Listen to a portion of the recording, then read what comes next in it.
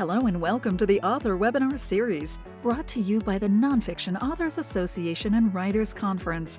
Since 2010, we have helped thousands of writers learn to write, publish, and promote books that make a difference in the world. If you are seeking guidance for your own author journey and want to reach your goals faster, you can learn about membership benefits, courses, and additional resources by visiting nonfictionauthorsassociation.com. We look forward to connecting with you and hope you enjoy this webinar.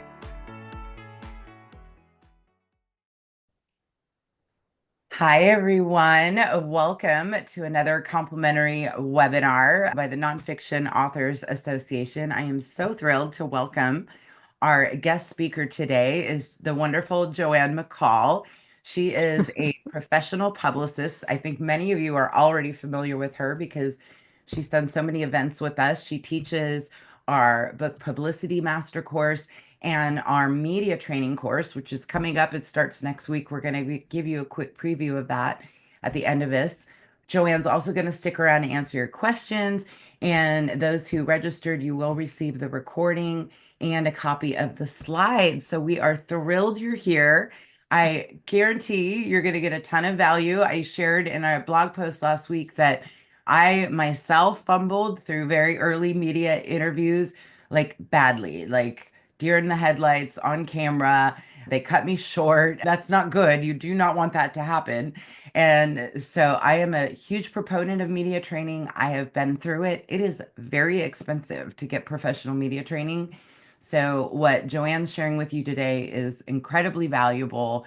And her course is a tiny fraction of what you would normally pay for media training. And everyone who's taken it has raved about it. So without further ado, I'm going to hand it over to Joanne and I'll see you on the end helping out with facilitating some questions. So Joanne, thanks so much for being here. My pleasure. Thank you, Stephanie. Here's lesson number one. If you have water or coffee with you and you're doing an interview and you have a moment and you take a sip, just make sure you don't choke because it just doesn't go over very well. So you want to be careful about that. Anyway, hi, everyone. I'm delighted to be here. I was thinking this morning about a woman I worked with quite some time ago now when I really got going in my business by the name of Kay. And Kay was an amazing writer. She wrote several books. She was talented, outstanding. Her writing was beautiful. And she wanted to work with me about getting her interviews and increasing her credibility and her visibility, etc.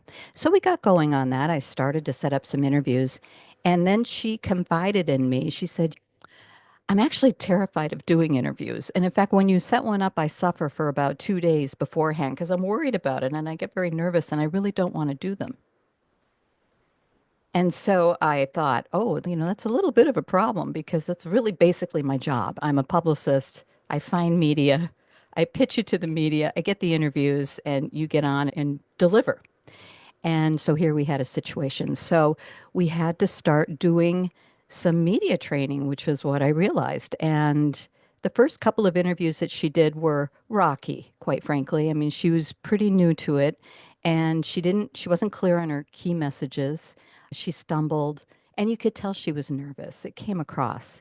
And so we continued to work on it and came up with skills and techniques. We did mock interviews and she started getting better. And she was doing interviews, and each one she did, she was getting better until I'd say about 3 months into the process, she was doing a big interview. It was a big podcast. It was on video. They had the cameras, the whole thing. And afterwards, she called me right away. She didn't text, she called, and she said, that was fantastic. She said, for the very first time, I felt like I belonged. And it was so touching because that is exactly the feeling that you want to have, that you belong. You belong in front of the camera. You belong in front of the microphone. If you've written a fantastic book, and I know you have, or you're writing one, then the skills involved in presenting that material on camera or on a microphone is different from writing. And so this is why media training is such a key piece. There are certain things that you can do to just deliver that much better because we all know a good interview when we see it and we know one that isn't as good as it could be when we see it as well. So, who should get media trained? And I would say starting with new and seasoned authors.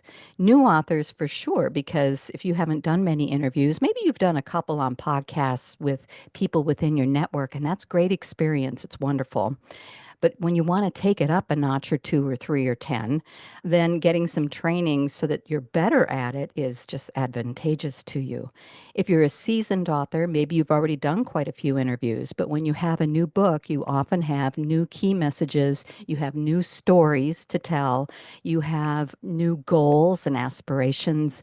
All of that comes into account, and it's helpful to have another person work with you on that and work those things out before you go out to do the interviews. It's also wonderful for speakers, experts, coaches, entrepreneurs. You can see them on the slide here, business owners, leaders, consultants. And the reason is most of them have a book, or they're writing a book, or they're thinking about writing a book.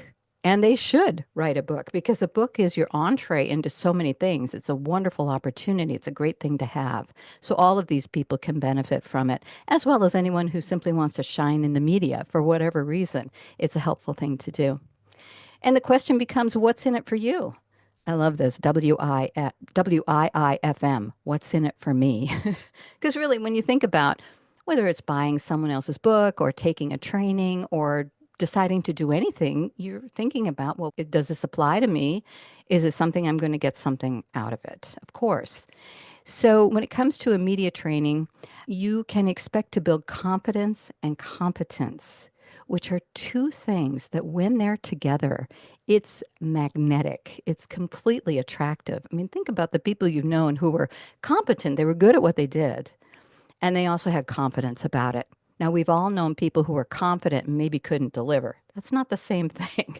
That's very different.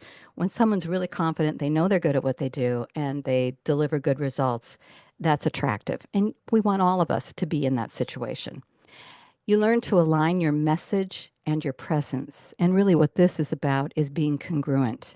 The words that come out of your mouth match your gestures. Because there are situations, and I've seen many interviews, where there's a conflict going on. The mouth is saying one thing and the body is doing something else. And it's a little unnerving, to tell you the truth. So we want everything lined up and moving in the same direction. You learn to master your energy and your delivery. And an example of that is just simply sometimes when you deliver information, you might do it in a really quick voice because you're excited and you have something you really want to share with people. And then there are other times when you want to take it much more slowly. And you might even add a pause because pauses are powerful. So learning how to master that and master your own delivery, it just speaks volumes. And then it ensures that your message moves people. We all want to move people. If we're doing an interview, we want to influence the audience or motivate them to buy the book, certainly. But whatever your reasons, it might be to sign up for your list or another product or whatever it is. But if it's your book, you want to motivate people to want to do that. So we can take a moment here and let me know what your dream is and let each other know. You can write in the chat, what would you love to get out of learning how to do interviews really well? Or what kind of interviews would you like to do? Some people want to do top tier. They want to do things like, oh, okay, Super Soul Sunday with Oprah. I still get a lot of people who really want to be on this show. It's still very popular and it sells books. People pay attention to this program. Oprah's show, she used to be on network TV, as I'm sure everyone here knows. And it was the most popular show, I think, certainly talk shows and beyond. Everybody wanted to be on it. And now Super Soul Sunday is still happening. Or maybe you dream of the Today Show or the morning show in Australia, as Stephanie was talking about a little while ago. There's Lewis Howes with the School of Greatness. It goes on and on and on. There are so many media opportunities out there. So what is it that you want? Being clear on what you would love to have can make a huge difference in getting you there. But I think these are comments and concerns that are worth talking about. They may apply to you, one, two, maybe all of them. I don't know. We'll find out. But these are things that keep authors up at night. These are the questions I am asked over and over and over again. The number one being, what if I freeze or go blank in the middle of an interview? That's the number one thing I'm asked about. How do I handle that? More include, what if I ramble and lose the audience's attention?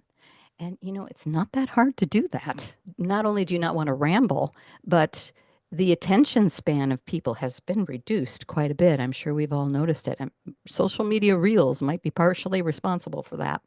What if I come across as nervous or unprofessional? That's something that we want to let go of.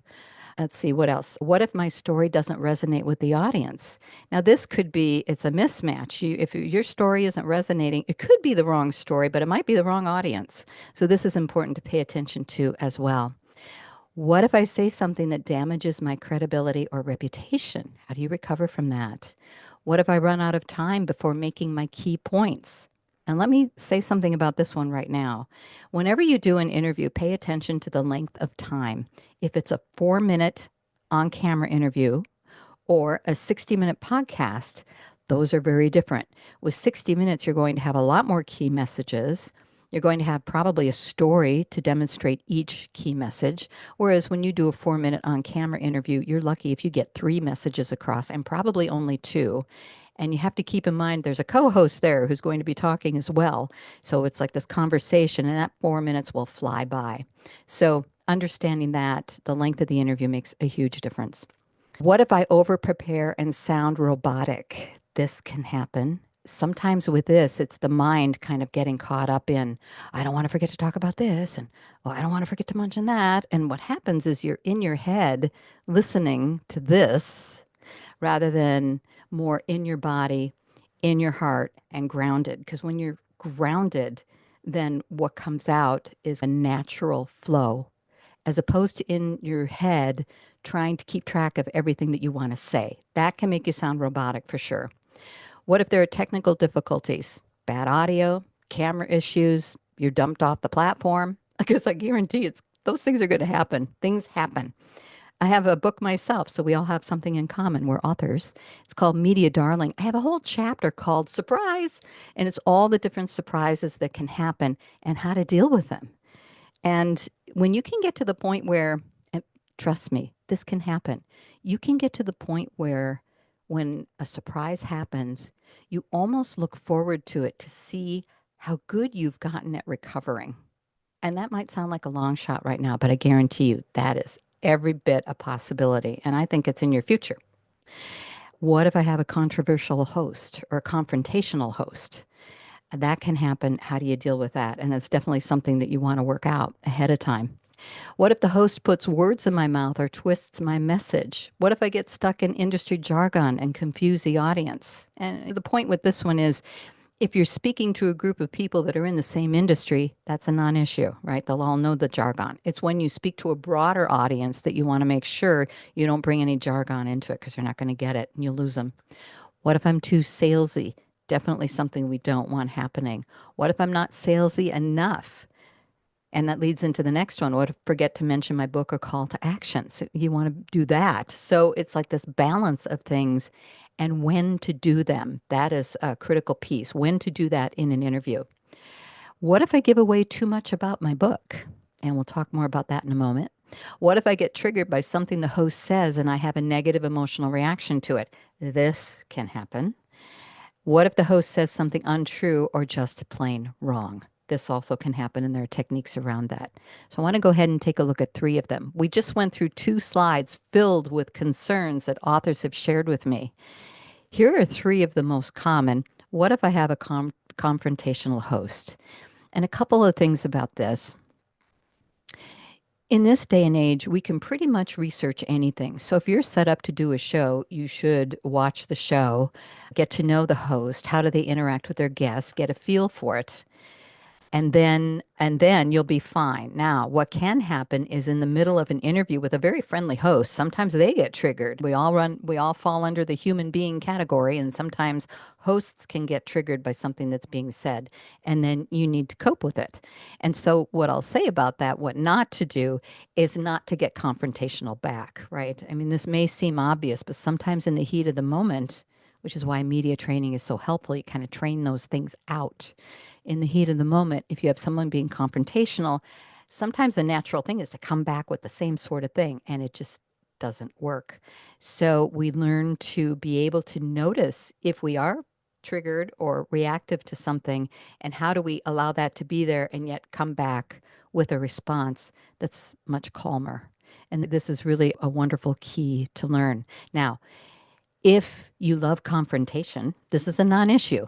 There are plenty of confrontational shows, and you can get on them and do this. Some people love that. It's not my cup of tea, actually, but some people do. What if the host says something untrue or just plain wrong? So let me introduce you to my friend, actually. So let's say a host, and I'm just going to make up something here. Let's say a host says, well, studies have shown that 82% of all parents do this with their kids. And you say, well, actually, it's 18% and it's fallen below that in the last couple of years. The word actually just takes the energy out of it. Actually, and then tell the truth. So you hear a non-truth, you just say actually, and then tell the truth. And it should just move along. Sometimes they'll go back and pick it up again, and then you have another opportunity to do that. This is a great way to handle that. What if I give away too much about my book? This one I hear quite a lot from people being concerned about giving away too much. If I give away too much, nobody will buy it. Well, let's really take a look at that. First of all, whether you're doing a 4-minute on-camera interview or you're doing a 60-minute podcast, you can't possibly give away an entire book. It's not possible. You can't. That's the first thing. And then secondly, when you hear someone give an interview and they're giving away lots of information, there's a bond that happens. And very often when they love how much information you've shared, imagine how much must be in their book. And they go buy the book. I've done it countless times. I hear a great interview. I think, I have to read that. They gave away so much, I want to know more. This is very common. What you want to not do is get into kind of that scarcity mindset where you're afraid that you will give away too much because then you hold back, you resist, and people feel that. They may not know what it's about, but they know that they feel it. And there's that saying that people may remember one thing about you, and it's how you make them feel. People will remember that. So a few more benefits about media training include master storytelling. And storytelling is key. Each of you has to have your story, not necessarily the story of your life. It could be the story of a client you had or an experience that you had or something, but some sort of story that you share. And here's why there's so many reasons that this is impactful. But one of them is this: a story bypasses the critical factor in the brain that challenges what's being said. When we hear a story, we lean in and listen to the story, and we actually will try it on. And if you're putting in that story, if you're putting in one of your key messages, people will hear it. Whereas when you just give information, and giving information is great, by the way, it's something we want to do in interviews. But sometimes when you're giving away information, a person listening to it may say things to themselves like, well, I don't know if that's true. Or, oh yeah, okay, I believe the first part of that, but I don't believe that at all. I don't think that's true at all. All that's fine. But when you master storytelling, you're able to share your key messages without that kind of critical factor going on. You learn to engage and captivate audiences. And sometimes that's with the stories you tell. Sometimes it's the way you use your voice. It's the way you use your gestures. All of these things have an impact. You'll exude credibility, no doubt. When you're comfortable in your own skin and you know how to handle situations, people can tell. Here is a really key one: identifying and correcting unconscious habits. And we're going to go more into this in a minute, but this is a pillar piece of media training and why it's so important. You learn to stay on message, because sometimes what happens is you're doing an interview and a host will ask you a question that is way out in left field. It's like they've asked the question and your mind is going, now, why are they asking me this question? It's not in my book. It's nothing we've talked about. It wasn't in my key points that I sent to the producer. I don't know why they're asking me this, but meanwhile, you have to be answering with something. And so you do begin to answer, and then you find a way to bridge it back to one of your key messages. But you do it in an elegant way, in a way where no one's going to say, hey, you're not answering the question. No, you do it in an elegant way so that it feels natural that you bring it back to a key message. It's an art. It truly is an art.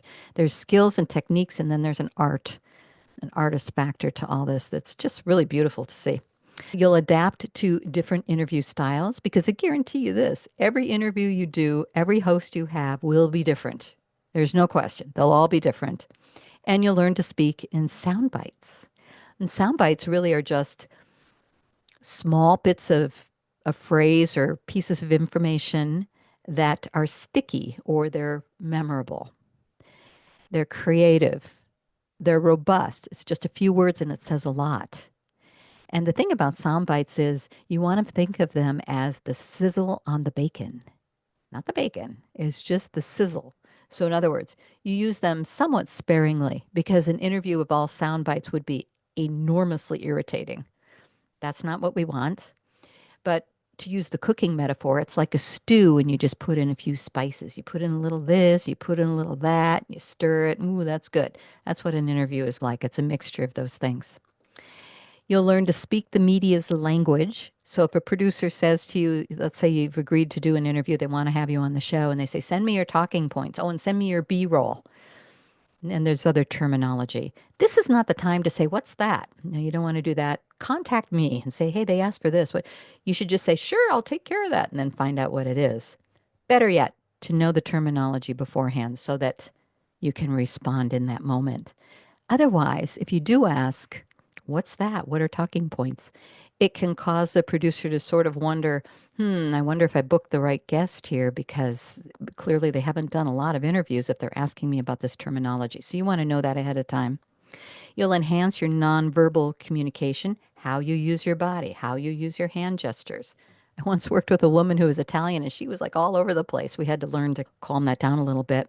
But using hand gestures, the placement of your body, your eyebrows can communicate a great deal. So it's enhancing that. Learning to own the room. The truth is, you're in charge of an interview, and no media person will ever tell you that. And I come from media. My original career was in broadcasting.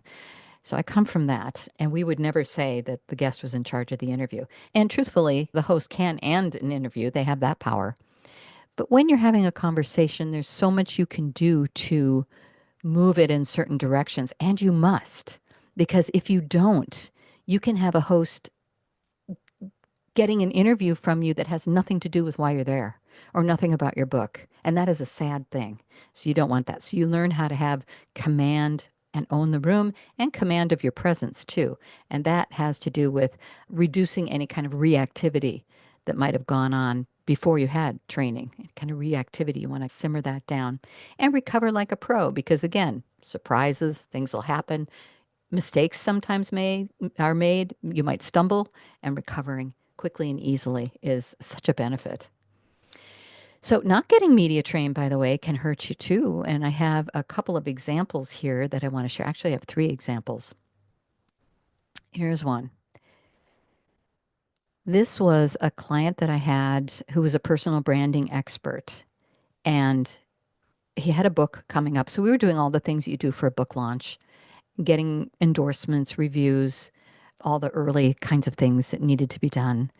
And he told me what he wanted in the worst way was national TV. That's just what he wanted. He had his heart set on it. And it's interesting because he was a fabulous speaker. He was on the road 252 days a year speaking and doing seminars and that sort of thing. And it was great. When we first started working together, I saw him live and he was in front of 200 people and he was funny and he was sincere and he was highly motivating. He was great. And I thought, oh, he's going to be great when we set up these interviews.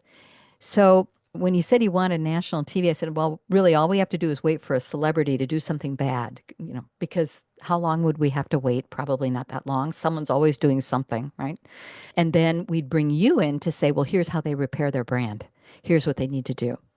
And so this story goes back a ways. It was when Martha Stewart was accused of insider trading. I know that's a long time ago, but it's a classic story that demonstrates this point, and this is still very relevant. So she was accused of that. We got a call from Wolf Blitzer's producers at CNN. He had to be in a studio in an hour. And so we got him there.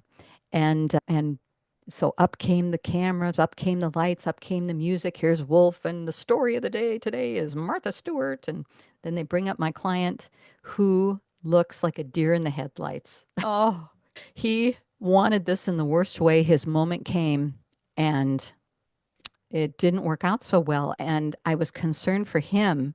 But I also, if I'm really honest with you, I was concerned for me too, because I had national interviews set up for him for the entire next day.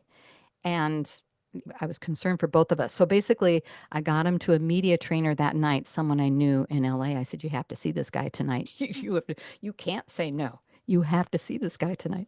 And she did, and they worked about 4 hours. And the next day, he started with the Today Show, of course, because it was all top tier.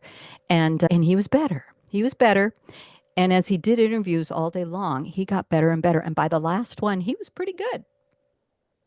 Now, I want you to be good here when you go out for the first one, not after you've done 10, right? We start here. We want to be, and that's where the training comes in. So the lesson here is media moments happen fast and you want to take advantage of them when they do. And so you want to be trained in ahead of time because you're not going to have time once the moment hits. So that's the lesson with that one. Another true story, had a PhD in New York, also doing TV, and you want to do your research. This is the lesson with this one. You want to make sure that you know who you're going to be talking to. If you're going live into a studio, what does the environment look like? What does the studio look like? Because in this case, the two co-hosts were in swivel bar stools, and they put my client in a swivel bar stool. And what happened was the co-hosts were trained and they could sit very still. But because my client was nervous, he started doing this for 5 minutes throughout the entire interview. He was swiveling back and forth. And I got to tell you, it's hard to look like a credible PhD when you're swiveling, you know? So the lesson is always research the environment. And again, in this day and age, it's pretty easy to do. The reason this one got by us was because they had just changed the set and it was the first time seeing it live. So that was kind of a surprise, which is another surprise. So you want to look out for those. And then the third story also has to do with becoming aware, working with the CEO of a large nonprofit organization.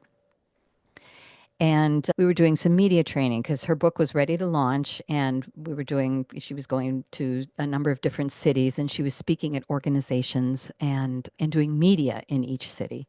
So we were getting ready for that. And I had a videographer there and I was off camera asking her questions and she was responding. Great. So first couple of questions, pretty softball, natural. So she was answering. She's very good on camera. She's great, quite experienced. And then third or fourth question was a little tougher because we had to work on the tough questions too. That's really that's the purpose of it. And so in the middle of answering that, I noticed that she was answering and talking. The next thing I know, she's leaning down like this. She touches her ankles and then rubs her hands up her legs back into her lap again. And I was watching that. She's still talking. And then she does it again. And then she's back up, her hands in her lap again. And I said, "Hang on, what was that?" And she said, "What was what?" I said, "Well," and I explained what she'd done, reaching down and her hands back in her lap. She says, "I did not." I said, "Oh, okay. Let's roll back the tape," right? So we roll back the tape, and it's pretty hard to deny when it's right in front of you. So the point with this is that she was nervous. And that's what she did when she was nervous. And it was completely unconscious. She didn't know she did that. And it wasn't until she saw it. And then we were able to train that out of her. And when she felt a little nervous, to focus on something else and break that old habit. But until you're aware, those things can take effect. So again, the lesson is to uncover unconscious tics before any interviews. And that's why mock interviews are so great. You can just do this on your own anytime. Turn on your camera, get the recording going. And you can even start with something as simple as the number one question people ask me about my work or about my book or about whatever it is this. Say the question and then answer it. And then watch it back and see how you do. Take it up a notch, have someone else ask you those questions and do the same thing. And you can do a little training on your own. So again, we do know when an interview is bad, and we also know when an interview is good. We can't always say why. We can't always say exactly why that was a bad interview or why that was a good interview. It's helpful to know that because when you know, then you can learn from it. You're watching someone's interview, you see them do something, ooh, not so good. Well, I'm never doing that. Okay, I'm not going to do that. You see somebody do something really well. Ooh, that's a skill that I want to absorb. That's a really good skill. Again, becoming aware of things like any distracting gestures that you have. If you're slouched or real stiff, you're real stiff. Tense facial expressions. You want to learn when it's appropriate to smile. Certainly at the beginning and end of an interview, you want to smile, right? You might have a serious topic and smiling in the middle may not be appropriate. I mean, it depends on your topic, basically.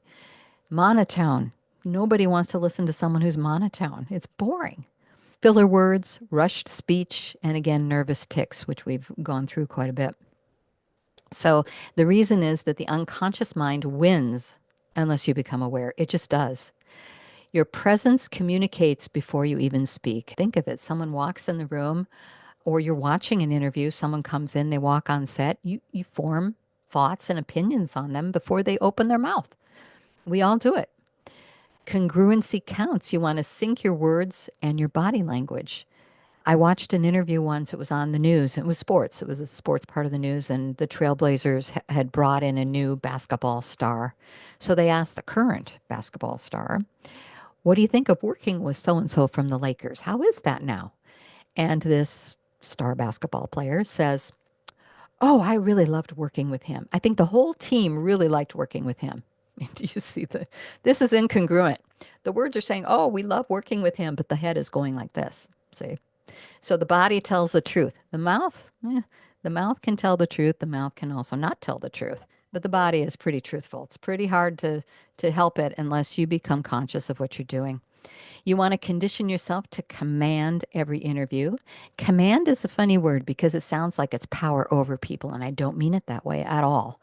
Commanding an interview is simply being so confident that you're real clear the best way things should go. Doesn't mean you're going to force them that way because you are doing an interview with someone else. But when it's important to take command, such as when they take you down a path you don't want to go down or shouldn't go down, you take command and bring it back. You learn to control energy and your emotions, particularly under pressure. Remember my client who wanted national TV and he had his opportunity. He was a fantastic speaker. He was great on stage. But when that moment came and that pressure was there, then it was a different story. And that's really when I learned that media training was essential. That was the lesson for me. And then let authenticity become your advantage. And authenticity, it's kind of an overused word. We hear it all the time now, but there's a lot of truth in it. To be yourself and to be comfortable in your own skin. This is really what it is being so comfortable with not only your topic, which I'm sure you are, you're writing about it, right? You're an expert in this. But it's the comfort of being able to then communicate about it, because that's a different skill set. And that's where we want you to be. So again, the takeaways, you build lasting confidence and communication skills. You align your words, your voice, and body language. So critical. You start interviews strong and you set the tone. This is important. You don't want to start an interview and warm up for the first couple of questions. We want you to warm up before you ever get on the mic or in front of the camera. And sometimes that means things like if you're going to do a podcast interview, a radio interview or something, or even a TV interview over your computer virtually, or even going into the studio, but let's say virtually, then before you ever log on to that link, you're doing things like singing and drinking warm water. You're maybe doing some jumping jacks, kind of get your body moving, waking everything up so that when it's time to go on, you're on. You're ready to go. And that's where we want you at the beginning. So you start interviews strong and you set the tone. You sharpen your skills with mock interviews. I mentioned that, how wonderfully helpful that can be. Just to take some time and make sure that you pinpoint any difficult questions that you're kind of scared to get. And those are the first ones really you should work out. I did an interview when I was back in broadcasting. I did an interview with a woman who was a relationship expert. And she'd written a number of books. I won't say her name, but she'd written a bunch of books. And so what I read in the material was that she had been married and divorced 8 times. That's a lot when you're a relationship expert. You kind of expect with a relationship expert that maybe they've had one relationship for 50 years or something. But she'd been married and divorced 8 times.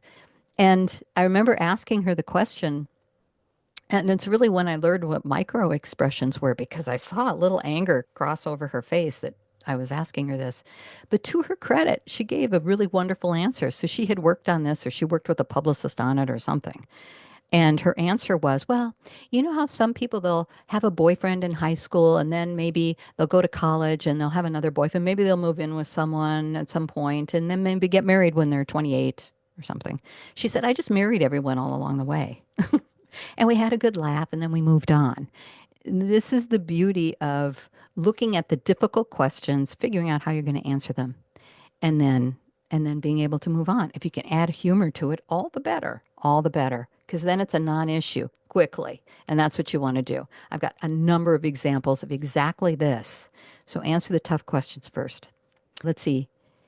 Be intentional, steer the conversation when needed, of course. Spot what makes an interview succeed or fall flat. So you might want to go ahead and start really watching interviews now with a new kind of eye towards this. What can you learn from it? Because that will help for sure. And use these skills to elevate every future opportunity. Because it's not only media training for this book, but the training will serve you throughout your life because you'll have more books coming up. You might decide to promote an event someday. You might have a cause that you want to talk about and promote. So these skills can be used really in every situation. So it's not like you're just doing it for one book. You're doing it for the rest of your life. It will serve you, no question. And I wonder if Stephanie's with us here. I'm sure she is. But that brings us to the media training course for authors. And I know shortly we'll get into the Q&A. Do you have anything you want to add, Stephanie, before? Hey, this is so great, Joanne. You're getting lots of good feedback in here. I think I can tell you all from experience, Joanne has taught this course several times for us. The attendees have raved about it. And not only does it help you be better with media interviews, but I find these skills help me as a speaker. They help me on these Zoom events. I just can't recommend it enough. And by the way, some people are mentioning membership as well. So thank you for that. But I think this is a phenomenal opportunity. It is a 3-week course that will elevate your career. I promise you that. And we always have a satisfaction guarantee. So for any reason you don't find this is for you, you will get your money back, but this is a true bargain. And I just know we have that guarantee because guess what? No one's ever asked for it. And especially in Joanne's classes, they're amazing. So we'd love to see you there. And we're definitely going to take your questions. So if you have them, please pop them in the Q&A and we'll get to those as well. I thought I'd go ahead and just go through the 3 weeks, the basics of what we're covering. Sound good? Yes, please. So week number 1, and this, I got to tell you, this is so much fun because we go into video examples. We're going to dissect standout interviews for success cues and unpack interview fails for cautionary tales. So I've pulled some interviews and we'll look at them and we'll take a look at why they work, why they don't work. And it's not like a judgment thing. It's to understand how you can be better. And it's so much fun. I mean, that's the other thing. It's just, and it's a very bonding experience, I have to say, because we all become really good friends. We'll harness tips for vibrant energy and sharp communication. And again, align your conscious and your subconscious for impact. They have to be running in the same direction. If they're at odds, it's noticeable. And then in week number 2, we're going to cover interview mastery. We'll create a powerful and memorable interview launch. Now, we all hear about book launches. Everybody talks about their book launch. I got a book launch coming up. I'm doing everything for my book launch. There's so much to do for that, and that's great. But there's also an interview launch, and I'm probably the only one talking about this, and that is it's the first minute. It's your answer to the first question. It does 2 things. Number 1, it tells the host where they're going to go in the interview, where they want to go next, because you've given them all kinds of different places where they can go next. Number 2, that it does is that it tells every listener or viewer if they're going to hang around for the second question. That's it. So we'll perfect that. And then we'll talk about tackling surprises. We'll learn about bridging key messages. This, again, is when you're asked something off in left field, how do you bring it back to what you want to talk about in an elegant and really wonderful way? And then how to guide the conversation, because you have to do it. You're the one in charge. I mean, again, nobody will tell you that, but you are the one in charge. Do not go to an interview and expect the interviewer to ask you all the right questions. They won't. They may. If they do, you're lucky.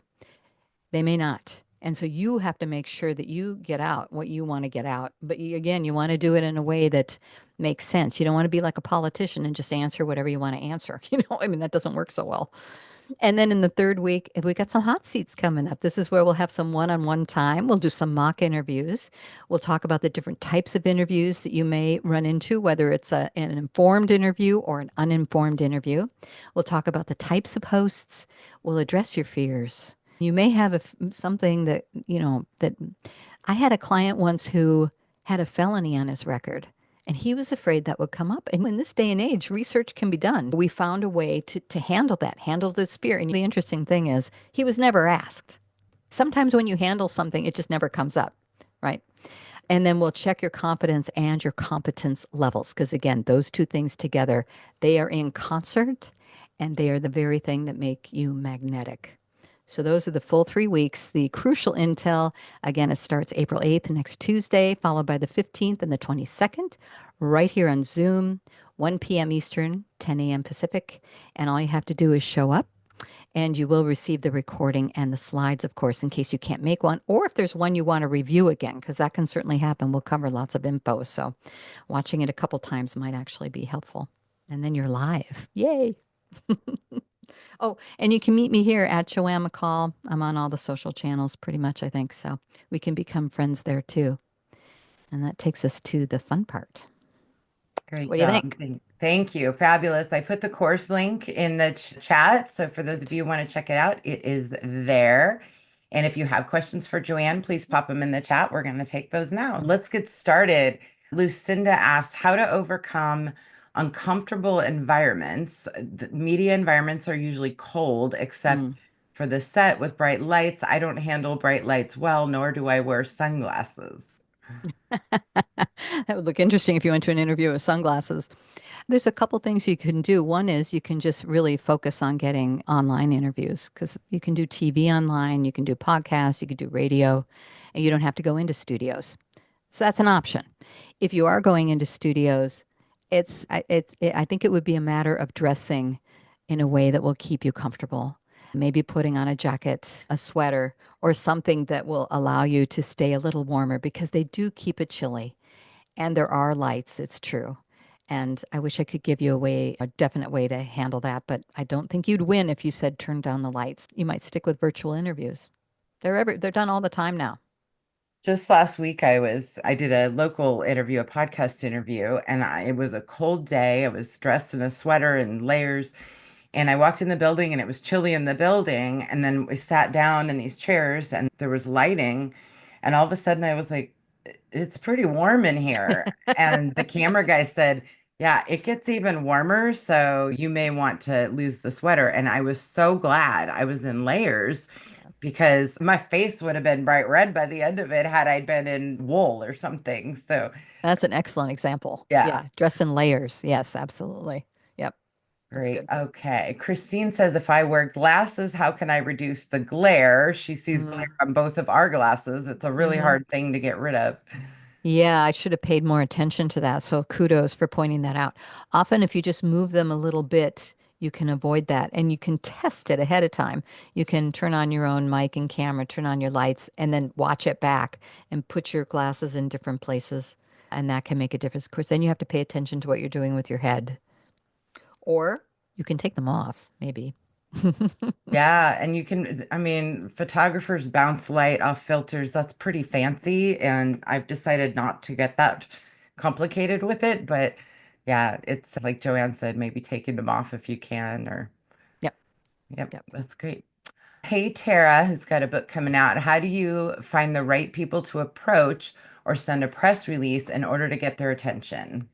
There are a number of different ways, and I cover this hugely in the publicity master course. I'm just going to add that because that's exactly what this is about, and I'm happy to share it now.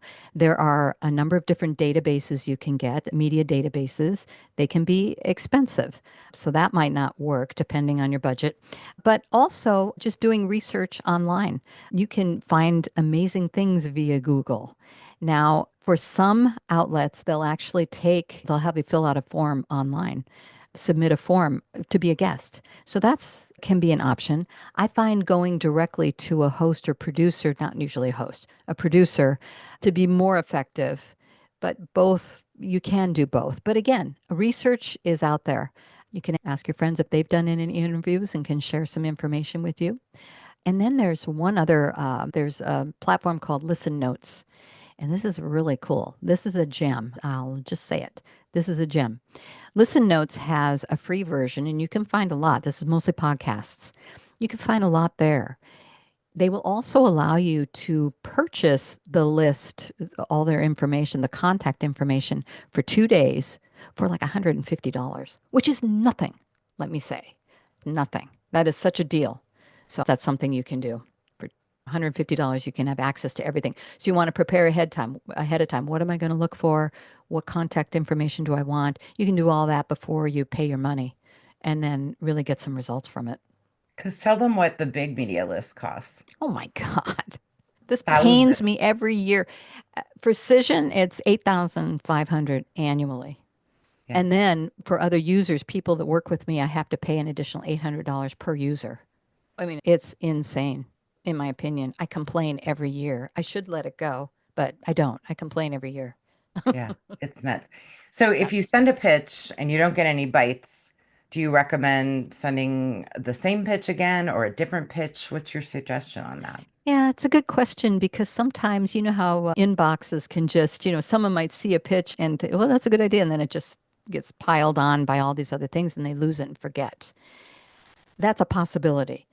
I tend to find a new way to present it with something new, some new piece of information, maybe a story that just came out in the news that you can tie into. Oh, by the way, and if you are really careful and you pitch a program or pitch, whatever it is, you should be there. I mean, it's a natural fit for you. Usually they will respond in some way. It might be no, the timing is off, or no, not right now. It might be that. But if you really do a good match, most of the time you'll get a response of some sort. Yeah.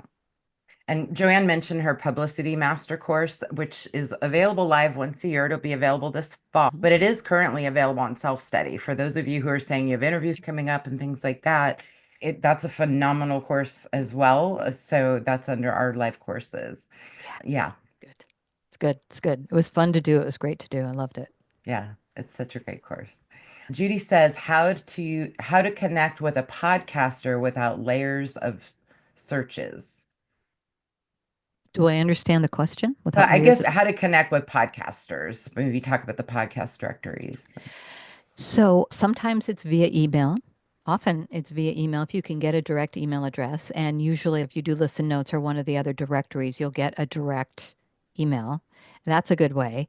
Sometimes following their show and connecting on social media can be helpful. Particularly, do a review. If you like the podcast, do a review. And when you send a pitch, mention that. Oh, by the way, Yeah. oh, everybody loves that. There's another little gem for you. Everybody loves that. They want to know that you've listened to them. And see, this is another thing. I also produce a podcast and did have for 8 years. And so I'm pitched all the time. And a lot of times I get like one sentence that says, "Oh, I just love your podcast. You're making such a difference in the world." Well, Mm. you're saying that to everybody. But did you go into show number 1002 and listen? And in the first 10 minutes, we spoke about this kind of offbeat comment. And then you're showing me, oh, you really did listen. And that's the other thing. Listen to the show. Before you pitch it, listen to the show. And then when you do pitch it, that's what you want to say is, I love your show because, and then give a Yeah. good reason. Here's why I think I'd be a good guest because you interviewed so and so on this, but what I can add to it is this perspective. Well, so many people never do this. 90%, 95%. It's high. Never do this. If you do this, it's going to make a difference. You will stand out. I guarantee it. I guarantee it. I have podcasters coming wanting to hire me as their publicist because of this. Yeah. I know that sounds braggy, but it's true. No, it's true. And I've Yeah, used that strategy with all kinds of media outreach. I saw you wrote an article on X. By the way, here are a few key points you could add if you do a follow-up, and I'd be happy to serve as a source for you. perfect. I've learned well from Yeah, Joe. you've learned well on your own, but that's perfect. Christine asks, will you go over how to dress and makeup ideas for media Yeah, interviews? yeah. Oh, you mean in the training? for Yes, now? in the training. Oh, in the training. I do a little bit, but the truth is, a lot of that you can just Google and do a search and get some great information. So I tend to focus on things that you're not just going to find everywhere, really key things that are helpful. But yeah, we'll touch on it. You bet. Absolutely. We will touch on it. Samariah, I hope I'm saying that right. What do you think about authors joining speaker bureaus? That's really outside of this topic. I can address that. If you're interested in becoming a speaker, speakers bureaus can help you get booked, but that's totally separate from a media conversation. Let me add something though, because speakers tend to need media training the Yes. most. Because here's the thing, when you speak, you're in front of an audience, they tend to hold court. You've got everybody there, it's you talking to everybody. But in an interview, it's a two-way street. I mean, it's a whole different thing. I once interviewed a speaker. I asked one question. She went on for 20 minutes. I just let her go. At the end of it, she says, "Oh, how was that?" And I said, "Well, it was great information. I can't use it." She said, "What do you mean you can't use it?" I said, "Well, you didn't let me ask you anything." Well, can we do it again? So we did it again. So the point being that speakers sometimes often need this in order to learn that it's a different thing. Matt asks, podcast equipment, is there a website or resources available to help understand how to level up your equipment? So as a podcaster or to be a guest on a podcast, I guess either I'm way. thinking, yeah, like your home setup, probably what we're sitting here doing right now. Yeah, yeah. I do cover a little of that in the media publicity course, but making sure you have the right lighting. There are resources. You can do searches and find all kinds of resources. But I will say that many podcasters want you to have an external mic like this, unless you, because often if it isn't, if it's an internal mic, it sounds kind of like this. And then you have the host sounding like this, and you're sounding like this, and it just doesn't work very well, you know? So you want to have a decent mic. Usually an external plug-in mic would be helpful. So Maureen's asking, will this course be repeated soon? I'm available April 8th and 15th, but traveling on the 22nd. So we only do our courses live once a year, and it's okay to miss one. It's a bummer, but that's why we give out recordings, right, Joanne? Yes, absolutely. Absolutely. And you could submit if you have any questions or whatever, submit them ahead of time and I'll address them during the course. I'll even use your name. Yeah, you guys, if you have questions, please pop them in Q&A. I'm noticing some in chat, but I think we're missing them because it's busy in there. Victoria says, I have a podcast interview before the course begins. Any major points that are imperative? This is my first book and first interview. Oh, congratulations, Victoria. That's great. Yes, congratulations. Listen to the show. Listen to like 3 shows and maybe more if you can. That will tell you the kind of host that you're going to be speaking with, how they interact with their guests. Are they friendly? Do they ask really thoughtful, deep, reflective questions? Get a sense of who it is. And so that by the time you go on to do the interview, you feel like you know the person. You feel, oh, yeah, this is familiar. I like this person. I'm going to have a good time here. And you want to go into it like, I'm going to have a good time here, you know? And so those are the main things. I would also say don't be late. I notice people being late to things. Have you noticed this, Stephanie? Don't be late to interviews. That's a bad idea. Make sure that your mic is working well. Make sure you're wearing, is it going to be on video, on camera? Wear something, that looks good on you and that makes you feel good. A bright color is always helpful. Stay away from small patterns, which can be a little odd. Yeah, I think you'll do great. Listen to the show. A couple of people have asked you to clarify, is it Listen Notes? Is that the name of what you're Yes, recommending? yes, listen notes. Judy says, my book is about children of immigrants growing up in America. Oh, see, you guys, the chat bump moves and it's hard for me to follow this. Oh, and she says, an unpopular topic these days. Any advice? Ooh, wow. That's a really good one. You want to make sure, I don't know who you're planning to target for an interview, but I would make sure that you're targeting media sources that would be friendly to this, that would want Yeah. this. And that's just going to make it a whole lot better for you. Yeah, that would be my Yeah. main And advice there's with that. plenty of them, right? So, Absolutely. Absolutely. great. You don't have to put yourself into some news place where they're going to get all confrontational and political and ridiculous. Yeah. Yeah. Watch where you go. All right. I think we got through all the questions. This was wonderful, Joanne. Thank you so much. Thank you to all of our attendees. Any final words before we sign off? Yes, I want to say come and join me because I guarantee you're going to get a lot out of it. And you know what? I don't always make a guarantee like that for everything in my life, but with this, you will get a lot out of it. We will address what's important to you and for you. We'll have a great time. You'll make some great connections, and you'll be writing a great review for Stephanie on how this sounds so. You'll write a great review for Stephanie for this course. I think that's true. I'm just going to say it and stand by that. We'll have a great time. So come join me because I love doing this and I'd love to get to know you. Yeah, it's so much fun, you guys. Our courses get rave reviews, so I hope we will see you there. Thank you for your time. We will send out the recording and the slides. Please, Joanne, please send those to me. Absolutely. And we'll hope to see you on the next event. Thank you all so much. Thanks again, Joanne. We appreciate you so much. Thank you. Thank you, Stephanie. Take Bye, care, everybody. everyone. Thank you for attending this webinar by the Nonfiction Authors Association. Since 2010, we have helped thousands of writers learn to write, publish, and promote books that make a difference in the world. If you need support navigating the complexities of the publishing industry and want to reach your author goals faster, you can learn about membership benefits, courses, and additional resources by visiting nonfictionauthorsassociation.com.